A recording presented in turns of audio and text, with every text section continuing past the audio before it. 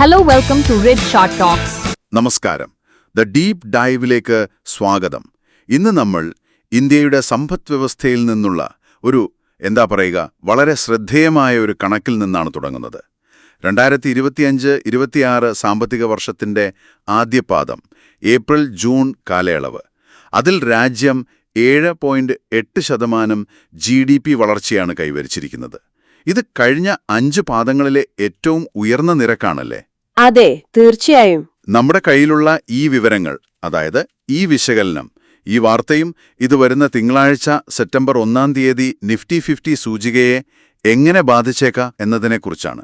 അപ്പോൾ ഇന്നത്തെ നമ്മുടെ ഈയൊരു ചർച്ചയുടെ ലക്ഷ്യം ഈ വലിയ സാമ്പത്തിക ഡാറ്റയും ഓഹരി വിപണിയുടെ ഒരു ഹ്രസ്വകാല സാങ്കേതിക നിലയും തമ്മിലുള്ള ബന്ധം മനസ്സിലാക്കുക, പിന്നെ ഈ വിശകലനത്തിൽ പറയുന്ന ട്രേഡിംഗ് സാധ്യതകൾ പരിശോധിക്കുക. അതാണ്. എന്നാൽ ഇവിടെ തുടക്കത്തിലെ ഒരു രസകരമായ വൈരുദ്ധ്യം പോലെ തോന്നുന്നുണ്ടല്ലേ? രാജ്യം നല്ല വളർച്ച കാണിക്കുന്നു, പക്ഷേ നിഫ്റ്റി സൂചികയുടെ ചാർട്ടുകൾ നോക്കുമ്പോൾ അത്ര പോസിറ്റീവ് അല്ല. ഒരു ബേറിഷ് അഥവാ താഴേക്കുള്ള ട്രെൻഡിലാണിപ്പോൾ. ശരി, നമുക്കിതൊന്ന് വിശദമായിട്ട് തന്നെ നോക്കാം. ആദ്യം ഈ GDP കണക്കുകളെ. 7.8%. ഇത് പ്രതീക്ഷകളെ കടത്തിവെട്ടിയ ഒരു സംഖ്യ തന്നെയല്ലേ? തീർച്ചയായും. ഇത് മാർക്കറ്റ് പൊതുവെ പ്രതീക്ഷിച്ചതിലും കുറച്ചുകൂടി മുകളിലാണ്. അപ്പോൾ ഈ റിപ്പോർട്ട് പറയുന്നത് പോലെ ഈ വളർച്ചയ്ക്ക് പിന്നിൽ ചില വ്യക്തമായ കാരണങ്ങളുണ്ട്. പ്രധാനമായും പറയേണ്ടത് സേവന മേഖലയുടെ, അതായത് സർവീസ് സെക്ടറിന്റെ ഒരു ശക്തമായ പ്രകടനം.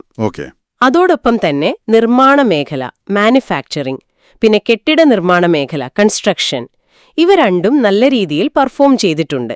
അപ്പോൾ ഈ 3 സെക്ടറുകളാണ് പ്രധാനമായും സമ്പദ് വ്യവസ്ഥയെ ഈ പാദത്തിൽ മുന്നോട്ട് കൊണ്ടുപോയത്.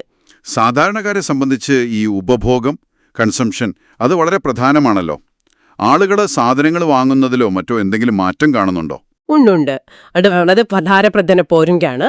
ഈ സ്വകാര്യ ഉപഭോഗം, പ്രൈവറ്റ് കൺസംഷൻ, അതിൽ ഏകദേശം ഒരു 7% വർധനവ് കാണിക്കുന്നുണ്ട്. ഇത് വളരെ നല്ലൊരു സൂചനയാണ്. കാരണം ഇന്ത്യൻ എക്കോണമിയുടെ ഒരു വലിയ ഡ്രൈവർ ഈ ഡൊമസ്റ്റിക് കൺസംഷൻ ആണല്ലോ, അല്ലേ? അതെ അതെ. അപ്പോൾ ആളുകൾ കൂടുതൽ സാധനങ്ങളും സേവനങ്ങളും വാങ്ങുന്നു എന്നത് നല്ലൊരു കാര്യമാണ്.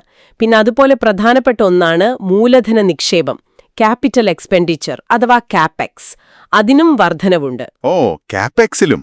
അതെ, അതായത് കമ്പനികളും ഗവൺമെന്റും പുതിയ പ്രോജക്റ്റുകൾക്കും ഇൻഫ്രാസ്ട്രക്ചറിനുമൊക്കെ കൂടുതൽ പണം മുടക്കുന്നു. ഇത് ശരിക്കും ഭാവിയിലേക്കുള്ള വളർച്ചയ്ക്കൊരു അടിത്തറയിടലാണ്. അപ്പോൾ ഈ കണക്കുകളൊക്കെ വെച്ച് നോക്കുമ്പോൾ ഒരു ലോങ് ടേം പെർസ്പെക്റ്റീവില് ഇന്ത്യൻ ഓഹരി വിപണിക്ക് ഇതൊരു നല്ല വാർത്തയായിട്ട് എടുക്കാവോ? നോക്കുമ്പോൾ ഇത് ഇന്ത്യൻ മാർക്കറ്റിന് വളരെ പോസിറ്റീവായ ഒരു സിഗ്നലാണ്. നമ്മൾ ആ വലിയ ചിത്രം നോക്കുകയാണെങ്കിൽ ഇത് രാജ്യത്തിന്റെ ഒരു ഫണ്ടമെന്റൽ ഹെൽത്തും മെച്ചപ്പെടുന്നു എന്നതിന്റെ തെളിവാണ്. അടിസ്ഥാനപരമായി കാര്യങ്ങൾ സ്ട്രോങ് ആവുകയാണ്. ശരി, അത് മാക്രോ ചിത്രം. ഇനി നമുക്ക് മാർക്കറ്റിന്റെ ഇപ്പോഴത്തെ അവസ്ഥയിലേക്ക് വരാം.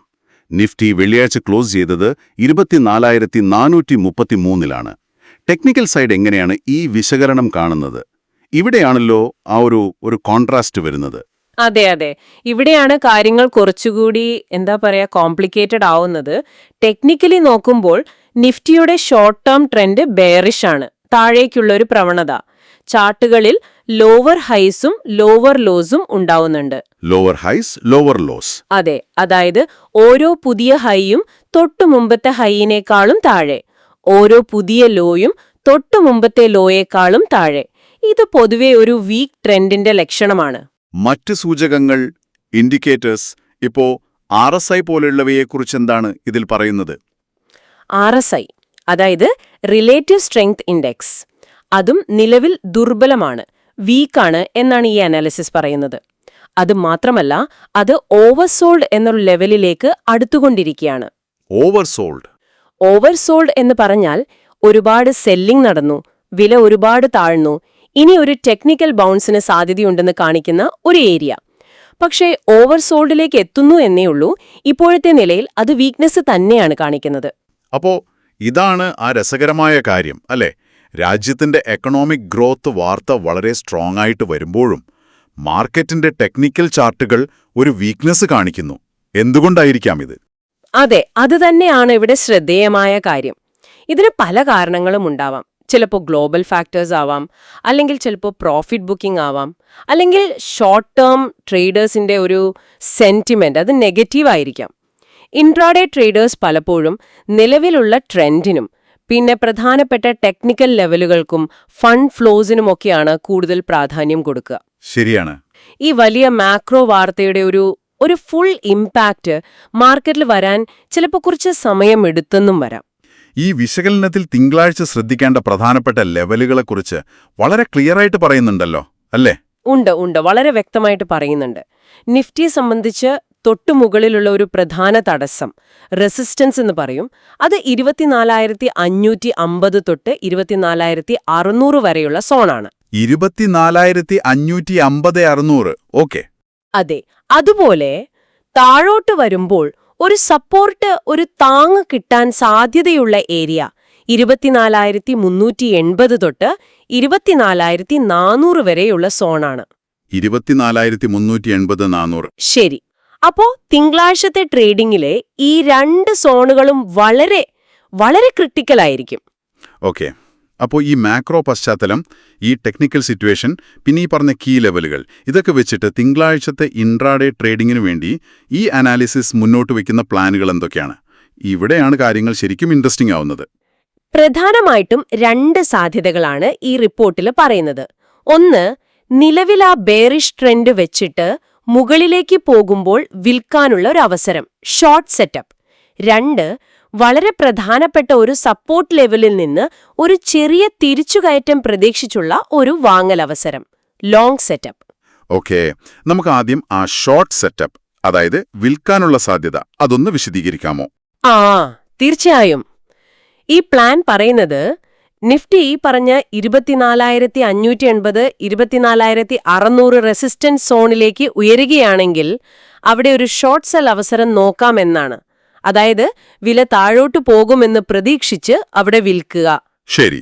ഇതിന്റെ സ്റ്റോപ്പ് ലോസ് SL, അത് 24,650 വെക്കണം, നഷ്ടം ലിമിറ്റ് ചെയ്യാൻ. 24,650 സ്റ്റോപ്പ് ലോസ്. ഓക്കെ. ലാഭമെടുക്കാനുള്ള ടാർഗറ്റുകൾ 3 പറയുന്നുണ്ട്. ആദ്യത്തേത് 24,450, അത് ബ്രേക്ക് ചെയ്താൽ പിന്നെ 24,400, അതും കടന്നാൽ ചിലപ്പോൾ 24,320 വരെ താഴേക്ക് വരാം. ഓക്കെ. അപ്പോൾ മാർക്കറ്റ് മുകളിലേക്ക് പോയാലും ആ റെസിസ്റ്റൻസിൽ തട്ടി ഇപ്പോഴത്തെ ട്രെൻഡ് അനുസരിച്ച് താഴോട്ട് തന്നെ വരുമെന്നൊരു എക്സ്പെക്ടേഷനിലാണ് ഈ ഷോർട്ട് സെറ്റപ്പ്, അല്ലേ? അതെ, കറക്റ്റ്. നിലവിലെ ആ ബെയറിഷ് ട്രെൻഡിനനുസരിച്ചുള്ള ഒരു അപ്രോച്ച്. സെൽ ഓൺ റാലീസ് എന്ന് പറയില്ലേ, ഉയർച്ചകളിൽ വിൽക്കുക. ടെക്നിക്കലി വീക്ക് ആയതുകൊണ്ട് റെസിസ്റ്റൻസിലെ സെല്ലിംഗ് പ്രഷർ വരാൻ സാധ്യതയുണ്ട് എന്നാണ് ഈ അനാലിസിസ് കാണുന്നത്. ശരി. ഇനി മറ്റേ ഓപ്ഷൻ, ലോങ് പോകാനുള്ളത്, അതായത് വാങ്ങാനുള്ള പ്ലാൻ. അതിൽ കുറച്ചുകൂടി ശ്രദ്ധിക്കണം എന്ന് പറഞ്ഞിരുന്നല്ലോ, അതെന്താണ്? അതെ, അത് ശ്രദ്ധിക്കണം. കാരണം ഇത് നിലവിലുള്ള പ്രധാന ട്രെൻഡിന് എതിരാണ്, ഒരു കൗണ്ടർ ട്രെൻഡ് മൂവാണ്. Counter trend. അതെ, അതുകൊണ്ട് കൂടുതൽ കെയർഫുൾ ആയിരിക്കണം. റിപ്പോർട്ട് പറയുന്നത് നിഫ്റ്റി താഴേക്ക് വന്ന് ആ 24,380, 24,400 സപ്പോർട്ട് സോണിൽ എത്തുകയാണെങ്കിൽ അവിടെ ഒരു ബൈ ഓപ്പർച്യൂണിറ്റി നോക്കാം. പക്ഷേ ഇത് വലിയൊരു റാലി പ്രതീക്ഷിച്ചു വാങ്ങുന്നതല്ല. ഇതിന്റെ സ്റ്റോപ്പ് ലോസ് 24,330 വെക്കണം. 24,330 സ്റ്റോപ്പ് ലോസ്. ടാർഗറ്റുകളോ? ടാർഗറ്റുകൾ താരതമ്യേന അടുത്താണ്. 24,480 ആദ്യത്തത്, അത് കഴിഞ്ഞാൽ 24,550. അപ്പൊ ഇതൊരു വലിയ മൂവ്മെന്റ് പ്രതീക്ഷിച്ചല്ല, ആ സപ്പോർട്ടിൽ നിന്ന് ഒരു ചെറിയ ബൗൺസ് കിട്ടിയാൽ ലാഭമെടുക്കുക, അത്രയുള്ളൂ. അതെ, കൃത്യമായി പറഞ്ഞാൽ അതാണ്. ഈ അനാലിസിസ് അത് ക്ലിയർ ആയിട്ട് പറയുന്നുണ്ട്. ഇതൊരു ചെറിയ ഒരു ക്വിക്ക് ബൗൺസ് മാത്രം ലക്ഷ്യമിട്ടുള്ള ഒരു നീക്കമാണ്. ആ സപ്പോർട്ട് സോൺ സ്ട്രോങ് ആയതുകൊണ്ട് അവിടെ നിന്ന് താൽക്കാലികമായി വില ഒന്ന് പൊങ്ങാൻ സാധ്യതയുണ്ട്. ആ ഒരു ചെറിയ നേട്ടം അത്രേ ഉദ്ദേശിക്കുന്നുള്ളൂ. ട്രെൻഡിനെതിരെ ആയതുകൊണ്ട് സ്റ്റോപ്പ് ലോസ് നിർബന്ധമായും വെക്കണം എന്നും പറയുന്നുണ്ട്. ഓക്കെ. അപ്പോൾ ഈ രണ്ട് സ്ട്രാറ്റജിക്കും പിന്നിലെ ഒരു ലോജിക്ക് എന്തായിട്ടാണ് ഈ വിശകലനം പറയുന്നത്? എന്തുകൊണ്ടാണ് ഷോർട്ട് സെല്ലിന് കുറച്ചുകൂടി പ്രാധാന്യം കൊടുത്തതുപോലെ തോന്നുന്നത്? അതിന്റെ കാരണം നിലവിലെ ടെക്നിക്കൽ കണ്ടീഷൻസ് തന്നെയാണ്. ഷോർട്ട് ടേം ട്രെൻഡ് ബെയറിഷ് ആണല്ലോ. അപ്പോൾ സ്വാഭാവികമായും ട്രെൻഡിന്റെ ഡയറക്ഷനിലുള്ള ട്രേഡുകൾക്ക്, അതായത് ഷോർട്ട് സെല്ലിന് ഒരു മുൻഗണന കൊടുക്കുന്നു. അതുകൊണ്ടാണ് ഷോർട്ട് സെറ്റപ്പിന് കൂടുതൽ വ്യക്തമായ താഴേക്കുള്ള ടാർഗറ്റുകൾ കൊടുത്തിരിക്കുന്നത്. ലോങ് പോകുന്നത് ട്രെൻഡിനെതിരെ ആയതുകൊണ്ട് അത് ഏറ്റവും സ്ട്രോങ് സപ്പോർട്ടിൽ മാത്രം, അതും ചെറിയൊരു പ്രോഫിറ്റ് ലക്ഷ്യമിട്ട് സ്ട്രിക്ട് സ്റ്റോപ്പ് ലോസോടുകൂടി മാത്രം ചെയ്യാനാണ് പറയുന്നത്. ഇത് ശരിക്കും ഒരു പ്രധാന ചോദ്യം ഉയർത്തുന്നുണ്ട്. ഒരു ട്രേഡറെ സംബന്ധിച്ചിടത്തോളം ഈ രണ്ട് വിപരീത സിഗ്നലുകൾ, ഒരു വശത്ത് നല്ല സ്ട്രോങ് മാക്രോ ഡേറ്റ, മറുവശത്ത് വീക്ക് ടെക്നിക്കൽസ്, ഇതെങ്ങനെ മാനേജ് ചെയ്യണം? അതെ, അതാണ് നമ്മൾ മനസ്സിലാക്കാൻ ശ്രമിക്കുന്നത്. അപ്പോൾ ഇതിൻ്റെ ഒരു ആകെത്തുക എന്താണ്? ഈ വിവരങ്ങളെല്ലാം ഒരുമിച്ച് വെച്ച് നോക്കുമ്പോൾ നിങ്ങൾ, അതായത് ഈ ചർച്ച കേൾക്കുന്ന ഒരാൾ, എന്താണ് ഇതിൽ നിന്ന് എടുക്കേണ്ടത്? ഒരു വശത്ത് സ്ട്രോങ് എക്കണോമി പറയുന്നു, താഴ്ചകളിൽ വാങ്ങിക്കോ, ബൈ ഓൺ ഡിപ്സ്. മറുവശത്ത് വീക്ക് ടെക്നിക്കൽസ് പറയുന്നു, ഉയരുമ്പോ വിറ്റോ. ഇത് എങ്ങനെ ബാലൻസ് ചെയ്യും? നമ്മുടെ മുന്നിലുള്ള ഈ അനാലിസിസിന്റെ ഒരു നിഗമനം ഇതാണ്. ഷോർട്ട് ടേമിൽ, പ്രത്യേകിച്ച് ഇൻട്രാഡേ ട്രേഡിംഗിൽ, ടെക്നിക്കൽ ഫാക്ടേഴ്സിനും നിലവിലുള്ള ട്രെൻഡിനുമാണ് സാധാരണയായി കൂടുതൽ വെയിറ്റേജ് കിട്ടുക. അതുകൊണ്ട് തിങ്കളാഴ്ച 24,380, 24,400 എന്ന സപ്പോർട്ട് സോൺ ഹോൾഡ് ചെയ്യുന്നുണ്ടോ ഇല്ലയോ എന്നത് വളരെ പ്രധാനപ്പെട്ട കാര്യമാവും. ആ സപ്പോർട്ട് ബ്രേക്ക് ആയാൽ പിന്നെ ബെയറിഷ് ട്രെൻഡ് കണ്ടിന്യൂ ചെയ്യാനാണ് സാധ്യത. അപ്പോൾ GDP ഡാറ്റ നല്ലതാണെങ്കിലും? അതെ, GDP ഡേറ്റ വളരെ പോസിറ്റീവാണ്. പക്ഷെ അതിൻ്റെ ഒരു ഫുൾ ഇമ്പാക്റ്റ് മാർക്കറ്റിൽ റിഫ്ലക്റ്റ് ചെയ്യാൻ ചിലപ്പോൾ കുറച്ച് സമയമെടുത്തേക്കാം. അതൊരു ദിവസത്തെ ട്രേഡിങ്ങിനേക്കാൾ ഒരു മീഡിയം ടേം വ്യൂവിലാണ് കൂടുതൽ റെലവൻ്റ് ആവുന്നത്. ഓക്കെ, അപ്പോൾ തിങ്കളാഴ്ചത്തെ ട്രേഡിംഗ് തീരുമാനങ്ങൾ എടുക്കുമ്പോൾ ഈ ടെക്നിക്കൽ ലെവലുകൾ, അതായത് 2455-600 റെസിസ്റ്റൻസും 2438-400 സപ്പോർട്ടും പിന്നെ നിലവിലുള്ള ആ ബെയറിഷ് ട്രെൻഡും ഇതിന് കൂടുതൽ പ്രാധാന്യം നൽകണമെന്നാണോ ഈ റിപ്പോർട്ട് പറയുന്നത്? അതെ, ഈ വിശകലനം നൽകുന്ന ഒരു സൂചന അതുതന്നെയാണ്. ഇൻട്രാഡേ മൂവ്മെന്റ്സിനെ സംബന്ധിച്ചിടത്തോളം ഈ സപ്പോർട്ട് റെസിസ്റ്റൻസ് ലെവലുകൾ വളരെ ക്രൂഷ്യലാണ്. പിന്നെ ഏത് സ്ട്രാറ്റജി എടുത്താലും, ഷോർട്ട് ആയാലും ലോങ് ആയാലും, ആ സ്റ്റോപ്പ് ലോസ് കൃത്യമായി ഉപയോഗിക്കണം എന്നുള്ളത് ഈ റിപ്പോർട്ട് വീണ്ടും വീണ്ടും പറയുന്നുണ്ട്. ശരിയാണ്. പ്രത്യേകിച്ച് ഇങ്ങനെ പ്രധാനപ്പെട്ട ന്യൂസൊക്കെ വരുമ്പോൾ മാർക്കറ്റിൽ വോളറ്റിലിറ്റി, അതായത് ചാഞ്ചാട്ടം കൂടാൻ സാധ്യതയുണ്ട്. അപ്പോൾ റിസ്ക് മാനേജ്മെന്റ് വളരെ ഇമ്പോർട്ടന്റ് ആണ്. വളരെ വ്യക്തമായിട്ടുണ്ട്. അപ്പോൾ ഇന്നത്തെ നമ്മുടെ ഈ ഒരു സംഭാഷണത്തിൽ നിന്ന് നിങ്ങൾ ഓർക്കേണ്ട പ്രധാനപ്പെട്ട കാര്യങ്ങൾ ഇവയാണ്. ഒന്ന്, ഇന്ത്യൻ എക്കോണമി നല്ല സ്ട്രോങ് ഗ്രോത്ത് കാണിക്കുന്നു. ഇത് ലോങ് ടേമിൽ നല്ലതാണ്. പക്ഷേ നിഫ്റ്റിയുടെ ഷോർട്ട് ടേം ടെക്നിക്കൽ ചിത്രം അത്ര സ്ട്രോങ് അല്ല, ഒരു ബെയറിഷ് ട്രെൻഡിലാണ്.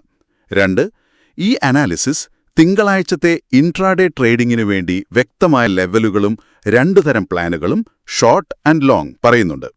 ഇപ്പോഴത്തെ അവസ്ഥയിൽ ടെക്നിക്കൽ ട്രെൻഡ് വെച്ച് നോക്കുമ്പോൾ ഉയർച്ചകളിൽ വിൽക്കുന്നതിനാണ് ഷോർട്ടിംഗ് റാലീസിന് ഒരു മുൻഗണന കൊടുത്തു കാണുന്നത്. അതെ, ഇനിയിപ്പോൾ നിങ്ങൾക്ക് സ്വന്തമായിട്ടൊന്ന് ആലോചിക്കാൻ ഒരു കാര്യം കൂടി പറയാം. ഈ അനാലിസിസിനെ ബേസ് ചെയ്ത് തന്നെ, പക്ഷെ അതിനപ്പുറം ഒരു ചിന്ത. തിങ്കളാഴ്ച മാർക്കറ്റ് തുറക്കുമ്പോൾ ഒരുപക്ഷെ ഈ പറഞ്ഞ ടെക്നിക്കൽ ലെവലുകളോടും ഷോർട്ട് ടേം ട്രെൻഡിനോടുമായിരിക്കും ഒരു ഇനീഷ്യൽ റിയാക്ഷൻ. എന്നാൽ ദിവസം മുന്നോട്ട് പോകുമ്പോഴോ അല്ലെങ്കിൽ അടുത്ത ദിവസങ്ങളിലോ ഈ സ്ട്രോങ് GDP ഡേറ്റ മാർക്കറ്റിന്റെ ഒരു ഓവറോൾ സെന്റിമെന്റിനെ സ്വാധീനിക്കാൻ തുടങ്ങുമോ? ഈ പോസിറ്റീവ് മാക്രോ ഡേറ്റയ്ക്ക് നിലവിലുള്ള ടെക്നിക്കൽ വീക്ക്നെസ്സിനെ ഓവർകം ചെയ്യാൻ പറ്റുമോ? അങ്ങനെ ഒരു മാറ്റം വരുന്നുണ്ടെങ്കിൽ നമ്മളിപ്പോൾ സംസാരിച്ച ഈ ലെവലുകൾക്കപ്പുറം ആ മാറ്റത്തിന്റെ ആദ്യത്തെ സൂചനകൾ എന്തൊക്കെയായിരിക്കാം? ഇതൊരു വരും ദിവസങ്ങളിൽ ശ്രദ്ധിക്കാൻ പറ്റിയൊരു കാര്യമാണ്. തീർച്ചയായും അതൊരു നല്ല പോയിന്റാണ്. മാർക്കറ്റ് ഈ 2 ഘടകങ്ങളെ എങ്ങനെ ബാലൻസ് ചെയ്യും എന്ന് നമുക്ക് നോക്കാം. എന്തായാലും ഈ വിഷയത്തെക്കുറിച്ചുള്ള ഈ വിശദമായ ചർച്ചയിൽ ഞങ്ങളോടൊപ്പം ചേർന്നതിനെ നിങ്ങൾക്ക് നന്ദി. അടുത്ത തവണ പുതിയൊരു വിഷയവുമായി വീണ്ടും കാണാം.